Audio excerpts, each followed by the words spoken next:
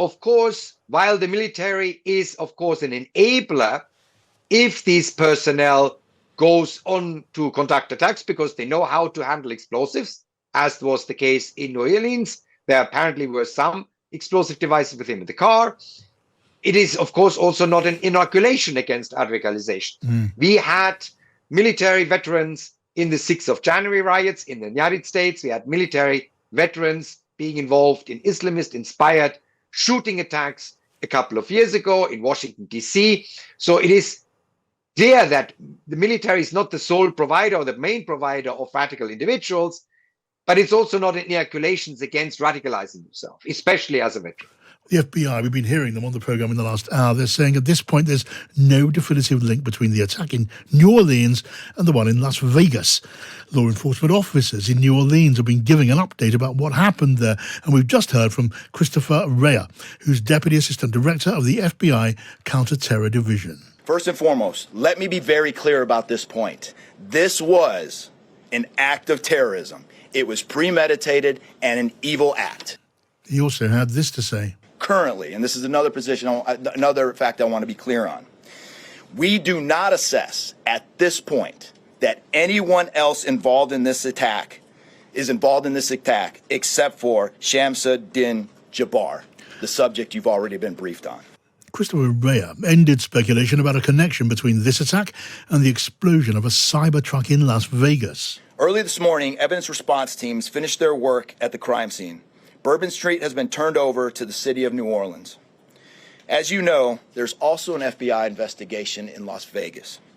We are following up on all potential leads and not ruling everything out. However, at this point, there is no definitive link between the attack here in New Orleans and the one in Las Vegas. And again, I'll preface everything with what I started with in the beginning, which was this is very early in an investigation like this. Well, a video of the New Orleans terrorist who killed those 15 people in the early hours on New Year's Day has now surfaced. Here he is, introducing himself to potential clients in his former role as an estate agent. Good evening. I'm Shamsud-din Jabbar, property manager with Blue Metal Properties and team lead at the Midas Group at Core Realty. I just want to say hello and let you know a little bit about me. So I'm born and raised in Beaumont, Texas, and now live in Houston. And I've been here all my life, with the exception of traveling for the military, where I spent 10 years as a human resources specialist and IT specialist, where I learned the meaning of great service and what it means to be responsive and take everything seriously, dotting I's and crossing T's to make sure that things go off without a hitch. So I've taken those skills and applied them to my career as a real estate agent, where I feel like what really sets me apart from other agents is my... The voice there of the New Orleans terrorist. Well, I've been talking to New Orleans City Councillor Leslie Harris, who told me about the attackers' resolve to kill. We had NOPD officers stationed. You saw the video. There were at least 2 officers stationed right at that intersection. There were some temporary barricades as well. But this person was very intent on getting onto Bourbon Street. And I don't think that anything could have prevented him, especially since he went up on the sidewalk so quickly and accelerated fully through that crowd. How then does radicalization happen, especially in the age of social media online? Let's talk to Hans Jakob Schindler from the Counter-Extremism Project. Welcome to you, Hans. Hello, thanks for having me. It's good to have you, Hans. Tell me your thoughts. To what extent is social media then a gift to those radical terrorist groups that are looking for converts? Well, on the one hand, of course, terrorism happened before social media. On the other hand, terrorism is far easier, more cost-effective, and far more globally implementable because of social media. There is not a known terror group or extremist group that does not have multiple profiles on social media platforms. Most of these profiles and activities remain wholly undisturbed by any actions of social media platforms. Monitoring, investments, as well as personnel have reduced among the global platforms rather than increased, i.e. things are getting worse. And simply the way that social media platforms function, i.e. their algorithm, which has the sole aim of keeping the user on the platform, are making sure that if one person is on a radicalization path, not only does he get automatically more radical material, but it actually leads him or her down a rabbit hole. So in that case, social media is really a technical enabler of fast and quite successful radicalization without any of the terror groups having to put in a lot of effort anymore. Yes, and in this case, the New Orleans terrorist was a man with military service. He served in the United States Army. He saw service in Afghanistan. Back in the States, he settled into society, functioned as an estate agent, and then we know, because we know quite a bit about him now, he came under great personal stress and financial stress and failure. Is that the sort of profile that makes someone an ideal target for conversion? Well, I would say I have yet to meet a terrorist who has a happy, well-adjusted life. It's simply clear that all of the terrorists and extremists who are violent have deep personal problems. Sometimes these really black and white extremist ideologies actually provide some psychological help because all necessary decisions are taken for you. All you have to do is follow a set of rules in your life. But of course, while the military is, of course, an enabler, if these personnel goes on to conduct attacks because they know how to handle explosives, as was the case in New Orleans, there apparently were some explosive devices with him in the car. It is, of course, also not an inoculation against radicalization. We had military veterans in the 6th of January riots in the United States. We had military veterans being involved in Islamist-inspired shooting attacks a couple of years ago in Washington, D.C. So it is clear that the military is not the sole provider or the main provider of radical individuals, but it's also not an inoculations against radicalizing yourself, especially as a veteran. Well, tell me more then, if you can, about Islamic State, about ISIS, because they do not operate through any kind of central command and control, do they?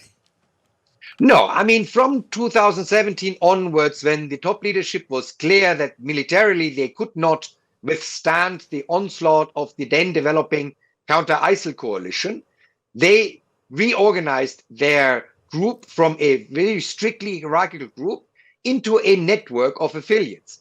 One in Syria, one in Afghanistan, several in Africa, who operate independently as affiliates with the center only really providing brand management, i.e. coordinating and putting out the basic propaganda pieces. And at the same time as that decision was made, also the decision was made to include a new attack methodology, and that is what is very likely happened here in New Orleans. It's called inspired attack, super cost effective. IS doesn't have to invest any money, doesn't have to communicate with the potential perpetrator. In its propaganda, it simply calls for attacks by anyone, characterizes such lone or individual actor or individual cell attacks as part of its jihad, and then takes the credit for it eventually afterwards. Not immediately, because they need to make sure the guy actually did act in the name of ISIL, but they will very likely declare this as one of their attacks. So he follows a very classic IS attack methodology, and down to the details, he actually seems to be replicating IS propaganda. Right. Now, so we hear ISIS, then we discussed in the context of Syria most recently, and as you said, there's a presence in parts of Africa, less so discussed as it was until comparatively recently as a threat to the United States and to the West, to Europe, to countries like the United Kingdom. Has that threat significantly receded? Not at all. So we had a record year in 2023, according to Europol, which 120 prevented and successful attacks in Europe in 2023, which means every 3 days there was a prevented attack, and on average a little bit more than once a month there was a successful attack. 2024, my impression on my counting, is going to be worse than that. In the United States, we had already 2 prevented ISIS, and these were not inspired attacks. These were ISIS organized attacks that were luckily prevented before the US election. So it's not for lack of trying that ISIS has not been able to pull off an attack in the United States. This was the first time in a long time that the group actually managed to do so. Right, the threat is still very much there. In the wake of what happened in New Orleans over New Year, what will the authorities be doing there now? The governor of Louisiana telling us that 1,000 officers were involved from different agencies, from local police, state police, FBI, other federal agencies. What will those officers now be doing? Well, number one, of course, you have to make a real intensive, as we do in Germany after the Magdeburg attack now, analysis of what went wrong. Why was this not discovered beforehand? And I would still say, of course, there should have been no opportunity of an individual on New Year's Eve, the day before the Sugar Bowl football game, to get any vehicle onto Bourbon Street. And there is a security plan for New Orleans, which specifically, among other things, mentions terror attacks using vehicles. And these physical barriers that were there, but were supposed to be renewed until the end of February. Why the decision was made not to renew them until the end of December, when it was clear that there's going to be many more tourists on Bourbon Street than on any other New Year because of the Sugar Bowl, that is one of the questions that you need to be asking. I would see from a European perspective, the other question is, why, once again, did the social media world not warn the intelligence and security services, in this case of the United States, of a pending attack? They have all the data. They can see all the radicalization processes. They analyze all the data on their platforms every second for commercial purposes. Yet when it comes to violence, they seem to be oddly incapable. Hans, thank you. Hans Jakob Schindler there from the Counter-Extremism Project. Thank you for that, well, really concerning contribution.